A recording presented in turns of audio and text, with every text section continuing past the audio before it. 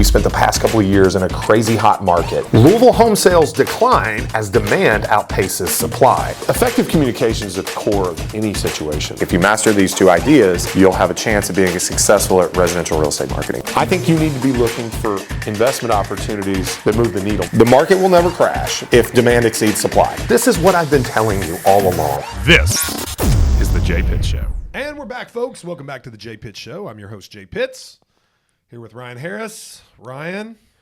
Same old for me. That's right. You know, just not sleeping. Not Gotta love it. Gotta love it. Are we having a regression? So my son's getting like 8 teeth right now. We don't know how many he is. They're just everywhere. And he's like 15 months. 15 months, so a year and 3 months. Woke up at 2 a.m. last night. I think he wanted to know the election results. No, I went to bed at 8:30 in preparation for him waking up. Sure enough, 2 a.m. rolls around, want to go back to sleep. Stayed up with them until 4:30. Still want to go back to sleep, so I drove him around in the rainy weather, not a car on the road. Wow. Got him back around 5. Went in his crib until 7. So, I didn't go back to sleep, so. So did you? I'm so running you were, since 2 a.m. So there's nothing more stressful as a parent of a young toddler or newborn than the transfer from the car seat asleep to the crib. And I was scared. It was raining, so I was like, no, he's going to get rained on walking in. And he did pop up, but you mess that up a couple of times, and then you'll start doing the thing where you like just carry the car seat in the house and like sit it somewhere quiet, and then you're like, you feel like an awful parent because these car like, seats aren't ones you can get out easy. Oh man! Like it goes under where he sits, and you like lock it in. And oh wow. Well, yeah. I mean, it is removable though. It's got like a dock, kind of like a cradle. No. You don't have a cradle, so he's outgrown the like carrier. Yeah. So we always, I don't know, we just had massive children. So like we bought like the big ones. And let me tell you what was an eye opener for me. Nuna and Duna is not the same company. It's 2 different car seats. And I was like, hold on. These aren't the same company. Like that named a car seat a different name. They're different. What the heck? Nuna and Duna, not the same company. That's so funny. Are they fighting? You think in like have to be right trademark court? Like who came up with the name first? Yeah.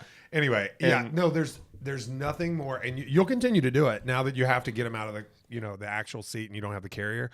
You'll transport to the crib. I mean, and it is so tenuous. It's like, oh my Lord, if he wakes up, like because you cherish the sleeping moments because you just need it. You're sleep deprived, you're stressed, you have things you need to accomplish, and you know you can't accomplish anything with a toddler running around. So I just trying to Google what Nuna and Duna means, if there's some like meaning behind it. If there's any correlation? Just made up. Both come from Korea. It's a term so Nuna is a term used by males to address older females, particularly older sisters. Let's see what Duna means. Okay. A Duna is a hold on. Nothing like research on the fly. Yeah.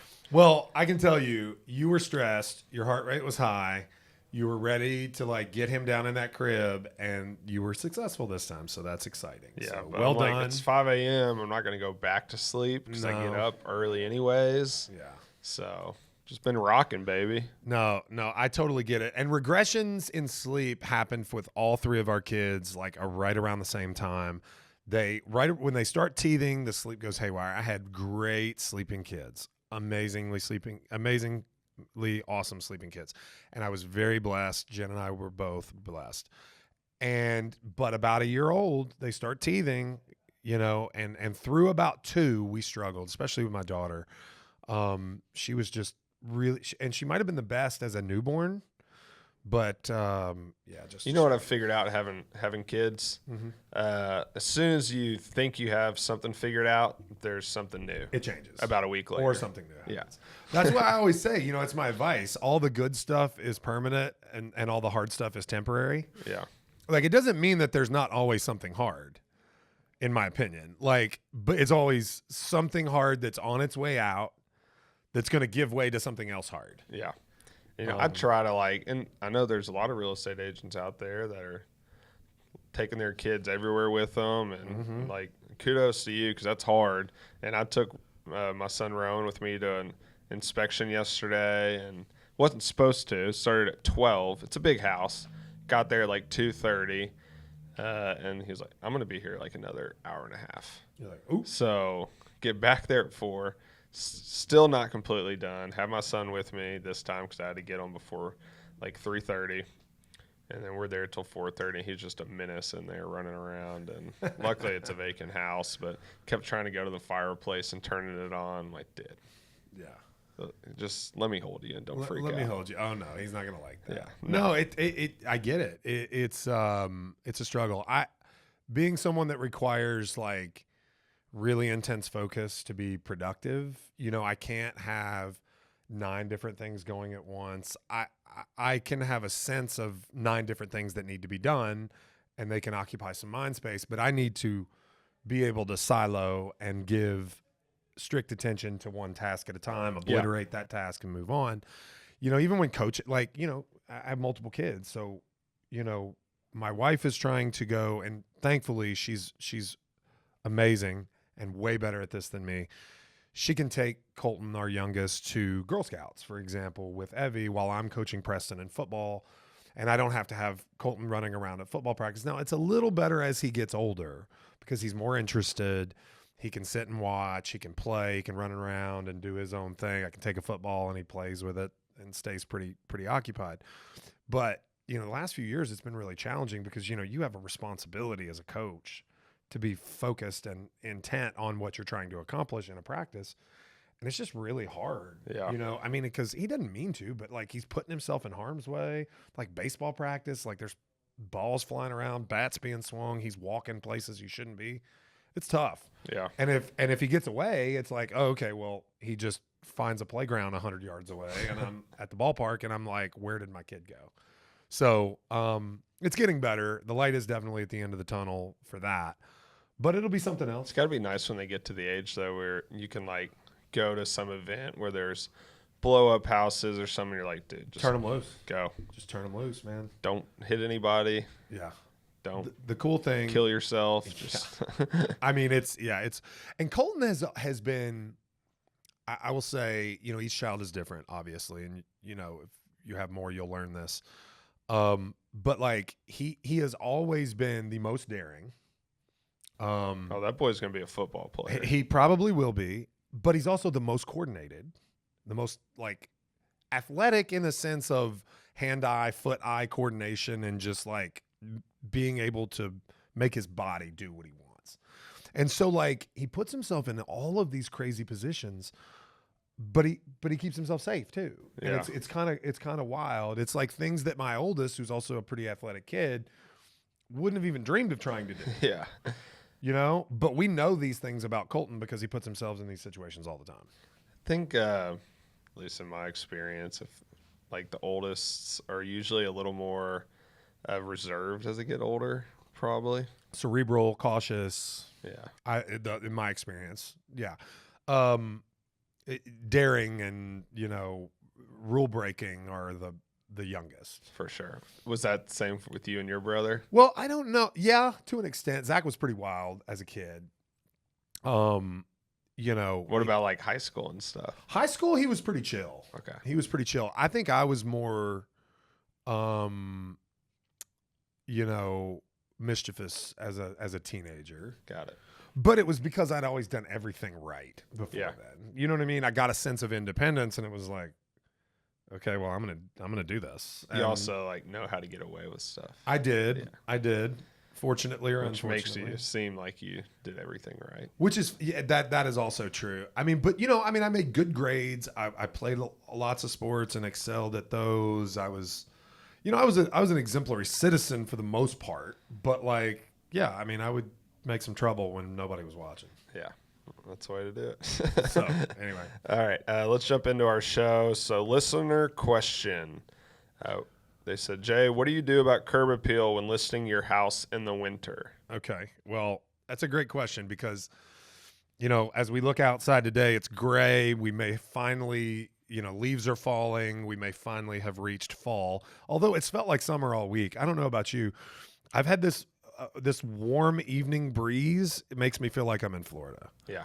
And obviously that's kind of cool, and I appreciate it, although it smacks you in the face when it gets dark at 5 o'clock, which I get it. It's getting dark down south earlier now too. What I think of, first and foremost, we need a little preparation, and it's a little too late for that.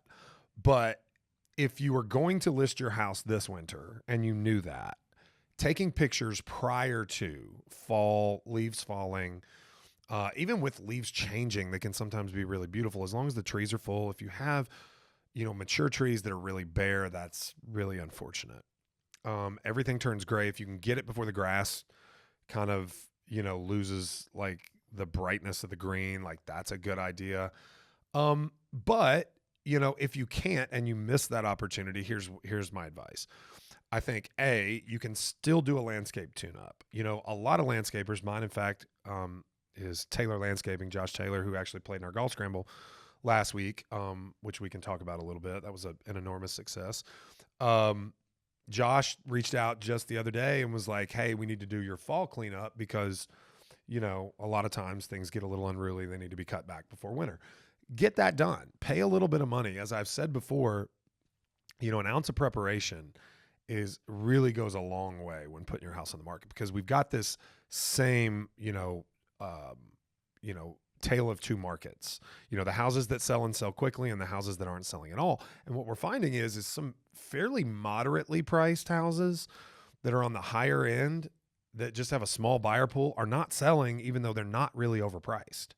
So, what's that price point? I've seen it, for example, I'd say probably north of 5, but maybe not, maybe even higher than that, north of 6, 7 in certain markets. We're seeing anecdotally a couple of, really nice new construction in the 700 to 800 range that are a lot of house that show perfectly that the sellers have taken a ton of time to prepare for the market.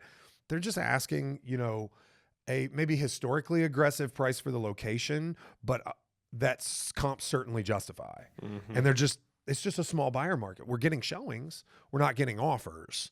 So you wonder then, what is it that is preventing this home from selling? It's not anything we can specifically point to. We've got some nitpicks from the 7 or 8 showings on these types of properties that we've had, but it's just that they're nitpicks, right? They're not things that would take and prevent a ready, willing, and able buyer from executing. It's got to be market driven. And I think that alleviates come spring, probably, because I think we've also returned to a bit of more normal seasonality. So anyway, back to curb appeal. You can fluff the mulch beds. Make sure the leaves are out of them. Make sure your boxwoods get trimmed and they don't have the tails on them. Make sure your grasses, which have grown up, over the summer months, get cut down, to the root, essentially, so that they can grow again and be healthy next year. Take the time to do those things. You can try to wait for a colorful day to be able to shoot photography on the exterior, but really interiors should make not much difference at all. The editing should still be impeccable. But you don't want people to feel gray and sad and lonely when they drive by your listing before they call to get a showing. Yeah. And just a little bit of effort will prevent that. So let me ask you this. Sellers that were thinking about selling in the winter and decided, we'll wait till the spring. What do you think that cutoff date is? Like when pending weather is kind of normal. You need to be under contract before Thanksgiving. Well, and I'm talking about, let's say they decided, we're going to wait to list in spring. When is that day? When is the day in spring? That I hate to not give you a straight answer, Ryan. It could be January 5th. Yeah. Right. It could be the first Thursday in January, right after the New Year's holiday. It could be the following week. It could be February 15th. It could be March 1st. Yeah. You don't know because of weather. Okay. So what we have seen over the last 10 years, okay, and it was more pronounced post-COVID in the years of 22 and 23 that were really robust at the beginning of the year. 21 as well, I should say. So 21, 22, and early 23 were all very robust. So January was faster than normal.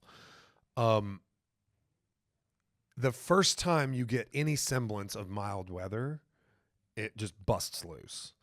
I would rather beat the competition to market than trail the competition to market. Sure.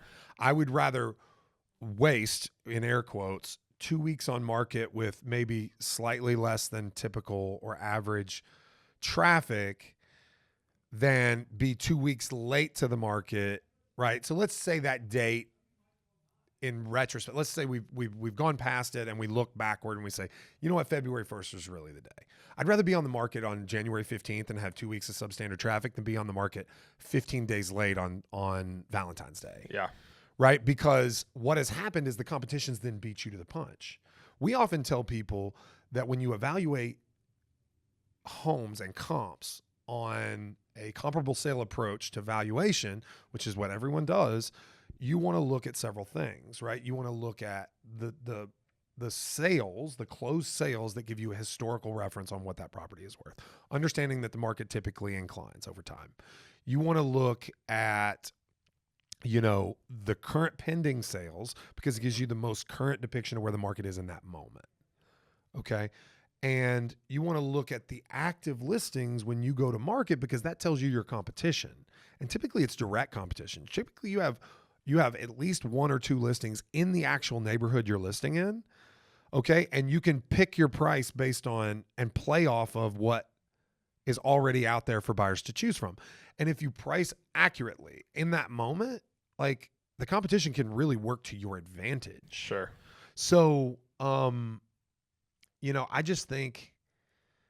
think timing is important in that like precious few weeks that it typically is at the beginning of the year, but don't err on the side of waiting too long. Yeah.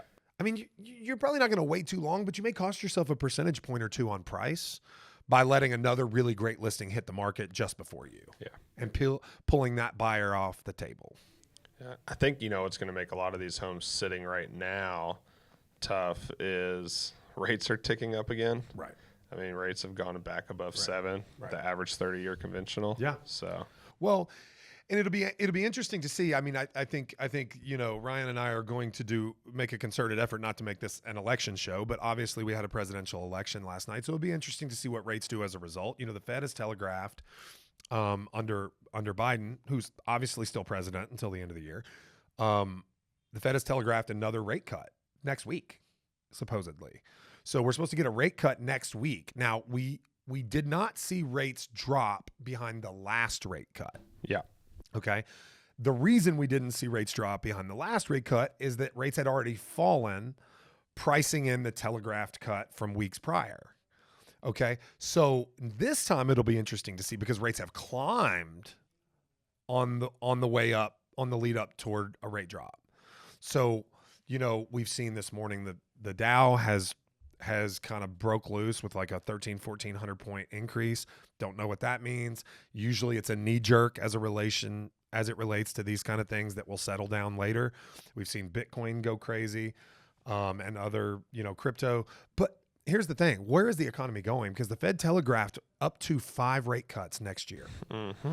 So what does that mean? Almost certainly you can probably count on Trump to do deregulation, which should kind of unleash the economy somewhat. The question will be, what does he do with relation to spending? Because he did spend a lot of money when he was in office before. So, Yeah. I don't know what's going to happen, Ryan. I hope to see rates continue to trail off because I think the healthiest place they could be is slightly lower than where they are now. So, but who knows? I sent you all a funny tweet I saw this morning. It said, I got confused by all the yard signs, and I think I may have voted for a realtor. I saw a lot of people sharing posts last night about how waiting for election results is similar to waiting for your offer to get accepted. Yeah, that was And funny. well, I think Katie Hunley posted that on Facebook. Really? Yeah. It's funny to me because real estate agents are notoriously quite anxious, and that's how the entire public is waiting on the results. But I do think that we do sometimes, like, with the marry the house, date the rate cliche that we railed against back, when rates jumped. I think we tend to take our humors maybe slightly too far or assume that the public cares about our humor more than, they actually do. If you're not an anxious person and you become a real estate agent, you will be anxious your first 2 years in the business. Oh, absolutely.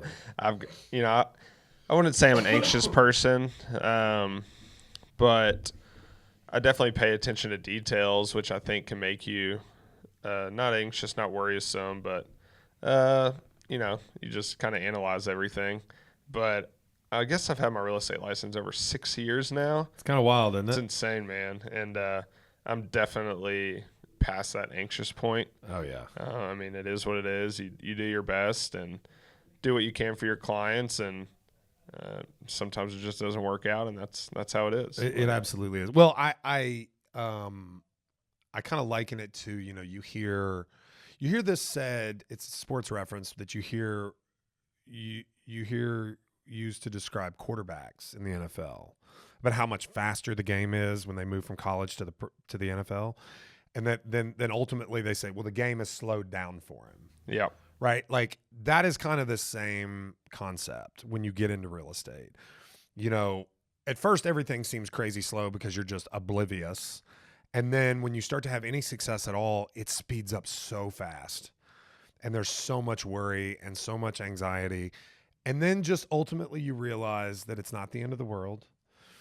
And, you're doing the right things, and you can begin to trust the results to show from the right activities, and the game slows down for you. Yeah. But I will say, Hannah put out a video for me the other day. Obviously, our social media, and this podcast audience, and our social media's audience is real estate agents. She put out a video the other day, a clip I said in the meeting, which I think is worth highlighting in this moment, because agents seem to really appreciate it. But it was about anxiety, right? And it was about us. It was an analogy, essentially likening your real estate agent, or you as a real estate agent, to a sponge, right? And when you work with a client, you just absorb all of their feelings. Yep. You absorb all of their anxiety. Like, I've never felt the way I feel when buying my own real estate that I feel when I'm working with a very nervous client. Mm-hmm. You know what I mean? And so, and why closings can be so celebrated and therapeutic is obviously it's payday, which we've got to do that to feed our families. But Right. we get to wring out all that emotion that we've been carrying. Then it might come back after closing if something goes Well, wrong. it could possibly come back after closing, but for at least a moment, we get to enjoy being free of that worry and anxiety and fear that you've absorbed from the client. And again, it's really cool people that Yeah. you like to work with, but they just get a little nutty when they do a real estate transaction. And it's funny you said it slows down like a quarterback that's been in the league for a while. Things slow down. Mm-hmm. That 10-day inspection window slows down for you too. When you first start out, that 10 days feels like it goes like that, and you're worried about that last day. But when you've been doing it, like, You're like, I got 10 days is a while. I got another day. I can write this tomorrow. Yeah. No, I get you, man. Anxiety is so prevalent in our industry. Yeah. It's incredible. And like you said, if you're not someone prone to it, you're going to figure out what it's like within your first 2 years. As a broker, do you have people that come to you with anxiety they're feeling? All the time. I get people that follow me around the office. What should I do? What should I do? What should I do? And I'm like, yeah. I mean, what do you think? And like, they're smart people. And it's like, okay, well, you didn't really need to be told what to do. You just needed to be validated. Yeah. You knew what to do. So I called you yesterday, which I think I needed to call you because I knew what to do, or I knew what I probably should do. Mm-hmm. But I do like this other agent, and I was like, should I tell them this? Yeah. And I knew I probably shouldn't. Yeah. And you told me that. So. Yeah. Well, and it is tough because you're managing the access to information a lot, and you feel inherently, I will say this, one of the biggest mistakes agents make is they feel the need to tell everybody everything right now. Yeah. In the beginning.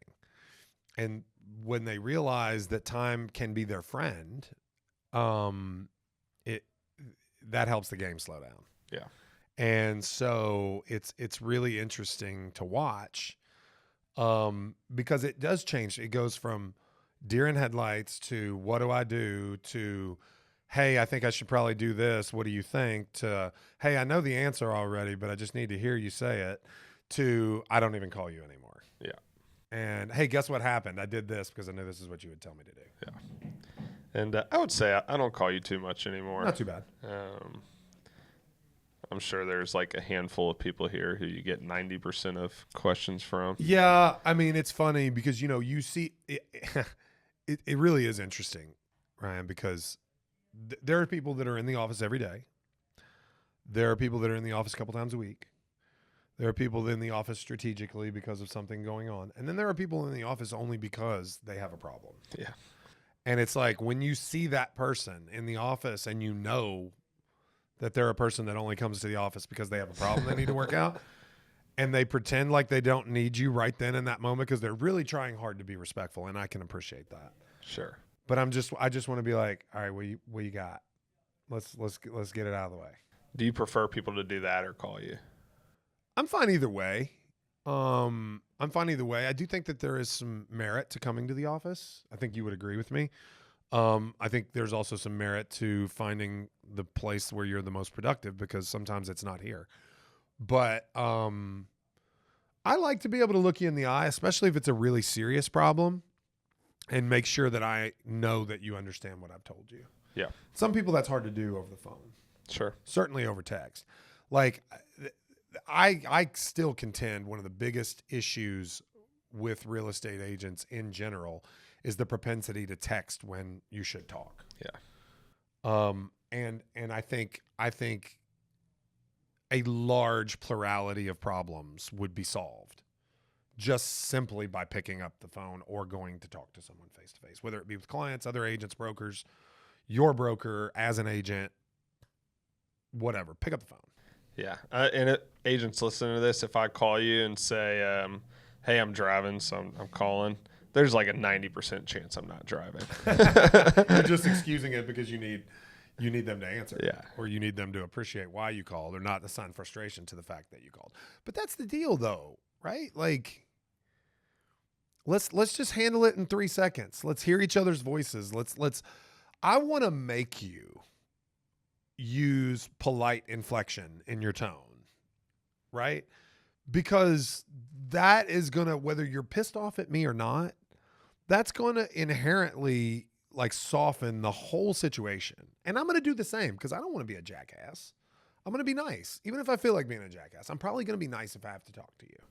The problem with texting too, like you said, you don't really There's know no context. somebody's tone. There's no tone. Like my parents still text yes or okay with famous, the period. And I'm like, whoa. What's that? There's no exclamation point after the yes. There's a Key and Peele skit where they are sending and receiving in complete opposite tones. It's like, what? I don't know, whatever. I don't know, whatever. It's like you can assign the tone you want to a text message, and I just think it's so much easier to. It's so easy to prevent that. Yeah, So for easy to sure. prevent it. All right. You mentioned Bitcoin. Bitcoin's ripping. Mm-hmm. New all-time highs. Reached above 75,000. I think right now. Let's see what the price is. I think it's around 74,000. I hate that every time I think about implementing my buy strategy that I've talked to you about multiple times, it's always at like all-time highs. Little above 74,000 now. I mean, So not quite all-time high, but it reached I've told an you all-time this. high. The best strategy is buy and hold, and then don't look at the price. The only reason I know the price here is because Matt Hoagland sends it to me whenever there's a new all-time high. Yeah, I mean, I bought in $900 worth of Bitcoin, and I'm at 2142. I mean, and that's just on Venmo, just with like random. I think I'd had a couple beers on vacation, and I was like, I got an extra 500 in my Venmo. I'll just buy Bitcoin. Pays for your golf trip in I January. mean, that's the thing. Like, I'm up 110%. Like, why didn't I make that, $5,000 and not 500? Why didn't I make that 50 grand and not 5? I'm up almost 400% now. Oh my Lord. Yeah. So, I mean, it's cool. But hey, I mean, sometimes you a couple feel years like ago, I was down like 20%. Sometimes you're the hero and sometimes you're the GOAT. And That's not what- the greatest of all time GOAT, like an actual GOAT. Yeah. So, I did see though. So BlackRock, they have the most popular spot ETF, and it had a record volume of $1 billion today in the first 20 minutes. Would say what again? So there was $1 billion of inflow for their ETF in the first 20 minutes of the market being open. That's crazy. And you know, I know a lot of my friends and their wealthy parents. I've talked to them some, and they're buying through the ETF. It's a lot easier for them. Just tell their financial advisor. Yeah. And when I started hearing that, I was, I'm like, all right, here we go. It might not be immediate, but these people that wouldn't buy Bitcoin through exchanges, which I get, I still think it's the best way to do it. Hold your own coins and keys. Sure. But this makes it easier for those wealthy individuals to buy some every month or 6 months or year. And it's been interesting. They love it. And whenever they see me, it's all they want to talk about. Yeah. No, I get it. I mean, it's kind of an inflection point, right? When the normies start to pay attention. You know what I mean? And I don't mean this in a really bad way to them, but I mean, it's just like, these are probably people that were business owners, successful, retired, high income earners that have invested their money wisely and safely over decades, right? That own real estate, that, sold businesses, that have done really well for themselves. And they start paying attention to Bitcoin, that like internet play money. Sorry, I don't mean to disparage it. That's probably what they thought originally. And, it's just like, it's kind of cool. It's kind of validating. It is. Yeah. Feels good. All right. We can move on from that. All right. Here's a good question. So Halloween's over in your family. When do you all start putting out? I'm assuming Jen does it, but when do you all start putting out Christmas lights or stuff in the house? So we have just completed the busiest fall on record for our family. Football's done. Basketball practice starts tonight for Preston. Colton's baseball, Evelyn's volleyball, Evelyn's spirit team, all over. She still has Girl Scouts. Colton's basketball starts up fairly soon too. All that to say, fall baseball ended last weekend, which we won our second tournament in a row, so that was cool. So here's what we've managed to accomplish. We've managed to take interior Halloween decorations down. They are piled in our living room, awaiting to be inserted into bins and carried to the basement by me. Jen typically does the packing. I do the carrying. When those vacate, she has another very much smaller load of like Thanksgiving style type stuff, more like fall harvest kind of deal that will come up. Yep. And that stuff typically a lot of it stays up with Christmas. So like Christmas will probably be right around Thanksgiving. Gotcha. So like maybe Black Friday is kind of like our day we usually keep to ourselves. I think we're having both sides, my mom and Zach, over, and I think Jen's folks are coming down for Thanksgiving to our house all together this year on Thanksgiving, which would be great and prevent us from making a trip to Cincinnati, which makes things a little more challenging with our, fivesome. But if that's the case, then I think almost certainly Black Friday will be spent Christmas shopping online and decorating for Christmas. Nice. So a couple bourbons. probably some bourbon Which cider. when I leave here, I'm going to buy Mr. and Miss bourbon.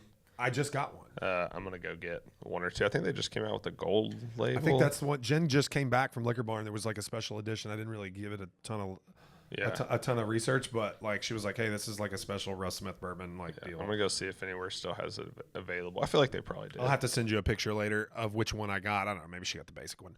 But so okay, here's another one leading into Thanksgiving, because I think this is going to transition nicely into what we're probably going to talk about next.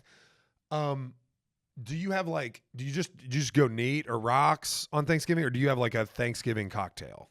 Because like Thanksgiving is an early, it's a day drink for me if I'm at home. Yeah, probably just rocks. Rocks. I'm a rocks guy a lot, but I do like. There's this, and I have to look. I don't even know what it's called. And I know people hate. I kind of like when the ice melts into it, and I don't mind it as long as it's not super like nice bourbon. Yeah. Like no. Watery's fine, but for me, I mean, Old Forester 86, for that, or something pretty simple. A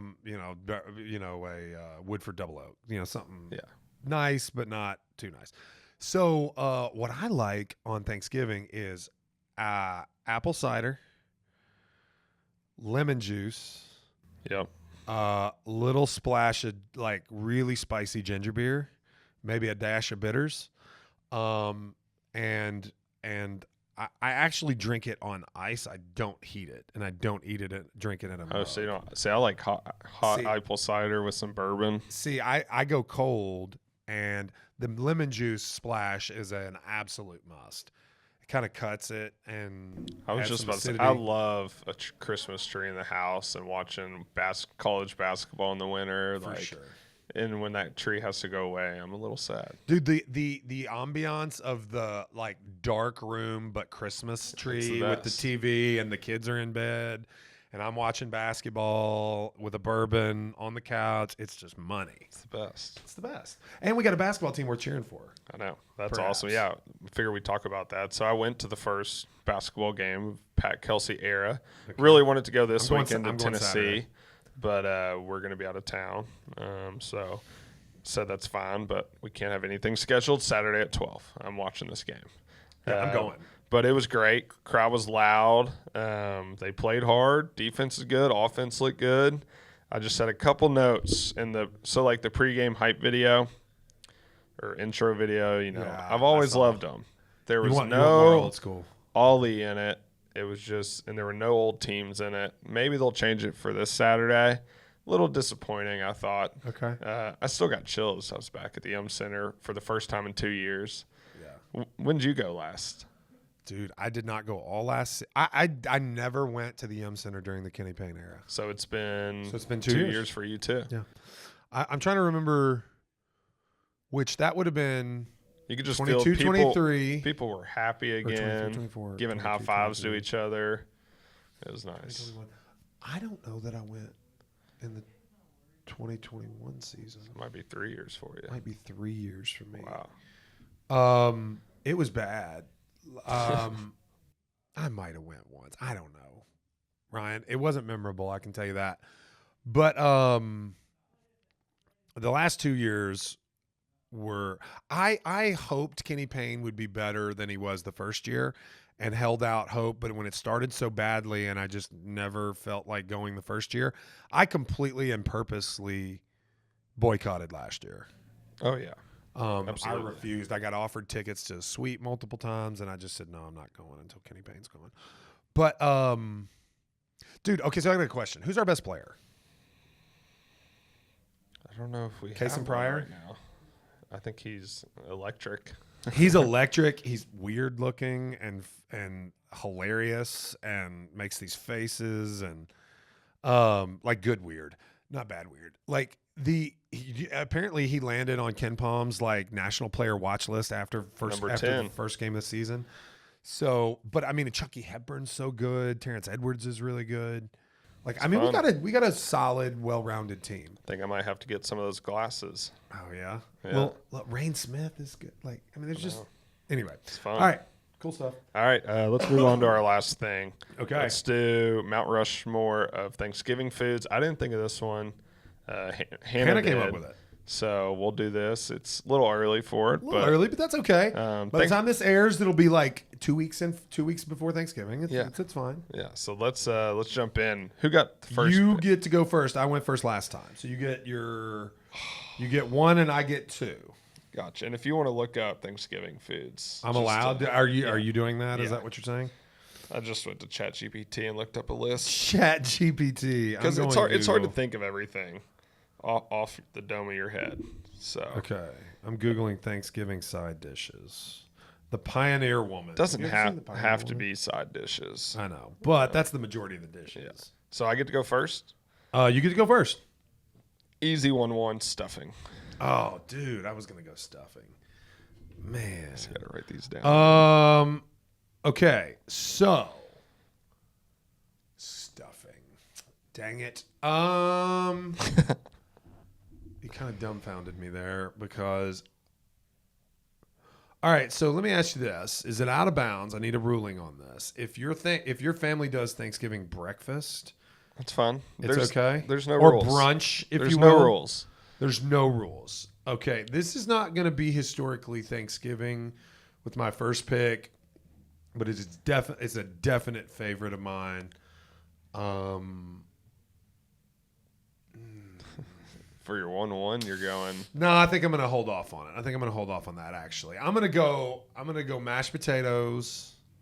Okay, as my number one. Do you want gravy with it? And I think gravy does come with it. I think so too. I think mashed potato. I was going to say mashed potatoes and gravy, but I wanted to get a ruling. So mashed potatoes and gravy, and I just got to go turkey. I got to go turkey with the number 2. I can't give it back to you. Well, if you don't like the turkey that you have on Thanksgiving, I mean, I like it, but it's not what I'm excited for. no, whoever's not, they're not prepping it right. That's all I'm saying. Okay, I have one maybe out of left field, but I love it. Sweet potato casserole. Sweet potato casserole is pretty good. I'm not a huge sweet potato guy, but sweet potato casserole is certainly a thing. I'm going to go with my number 3 was going to be the one I was going to say that was unconventional last time because I'm really honestly not certain where I'm going next. And that is along the same lines, but it is hash brown casserole, which we have at Thanksgiving, and it is like crack in my family. I think we should add a 5th one to this and do a dessert. Okay. But the 5th one has to be a dessert. 5th one has to be a dessert, so that means you're not selecting a dessert now, and neither am I in my 4th. Yep. Okay, I'm good with that. All right, my next one. Is this a... Some people will argue if this is a Thanksgiving item, but macaroni and cheese. I mean, it's a banquet style dinner. I'm going to defend you here because it's a banquet style dinner usually, or potluck, right? Families come together, everybody makes their specialty, and I could definitely see, especially if it's like in a Corningware dish with cheese melted on the top and you put it in the oven. Mm-hmm. All right, so number 4, let's review. I've got mashed potatoes and gravy. I've got turkey. And hash brown casserole. So I've got 2 potatoes and a main dish. These conversations, this has to be considered, Ryan. This has to be considered, especially after you came after me for my McDonald's selections. I mean, it was very well rounded, even though they were epic. No burger though, which you did not appreciate. All right, so I'm just gonna go. I got to go a veggie, and it's not in my family. Not typically a casserole. But they're Southern style. They usually got a lot of ham or something cooked up in there with them. But I got to go green beans, not green bean casserole because I'm not a fan of green bean casserole. That's the better one. Green beans, and they got like the ham bits and the hock and all that. Like this is country style green beans. Okay, I like those. But I mean, I love anything casserole to be honest. Yeah. This is hard because there's so many good ones. Okay, so that's my 4th. Now you got to come up with a 4th, right? And then we go. Yeah, and I'm gonna hit you with one you said on a previous Mount Rushmore of potatoes, scallop potatoes. Scallop potatoes. What was your name for them? Au gratin. Yeah, au gratin potatoes. Yeah, that's too fancy for me. Too fancy. Okay, all right. So I go dessert first. Yep. I feel like there's an obvious and very Thanksgiving forward. There is, but dessert, it's not the best. But it's not the best, and it's not going to be my selection. And my absolute 100% Thanksgiving selection is going to be apple pie. Thank goodness you didn't take mine. Okay. Mine's pecan pie. Pecan pie is very good. Pumpkin pie, not my thing. Sweet potato pie, not my thing. Those were the 2 I were thinking that were very Thanksgiving forward. Yeah. Pecan is great, and I'm a big fan. But I like an apple, especially like a German apple with the crusty top. I tell you what, honorable mentions though, cranberry sauce. Cranberry sauce is pretty good, but it's it's an addition to everything. You literally throw it on everything, or I do. What about does your family do Thanksgiving appetizers? Do you do appetizers every time your family gets together and everybody brings a dish? Sometimes. So this will never make a Mount Rushmore, but I will tell you that in my family, and it's literally a fight. Taco dip? No, Buffalo chicken dip? It's sausage balls. Sausage balls. So Yeah, it's yeah. like the Bisquick Yeah. sausage, spicy sausage. I like the cheddar meatballs in cheese. the slow cooker that The everybody meatballs. brings. That's my in-laws. They do Or that. like- They have their special. They make their own sauce. We'll It's do not like bottled sauce. pigs in a blanket too. Pigs is in a always blanket's so a good one. We do. Oddly Or enough, the it was little a- weenies It on was the a toothpick. it was a tradition in my immediate family that kind of has passed along. On Christmas Eve, we do an appetizer spread, and it's Nice. just like a grazing. That's what we spread. do too. And it's like buffalo chicken fingers, dips, like little Yeah. pigs in a blanket, like sausage balls, all the things, right? Like a veggie tray, a fruit tray. But like usually if we get the extended family together, it's my aunt. Sometimes it's my mom. We'll make sausage balls and they show up, like cooked and ready and hot, like wrapped up. They're still prepping all the other food. And my brother and I just like fight over them.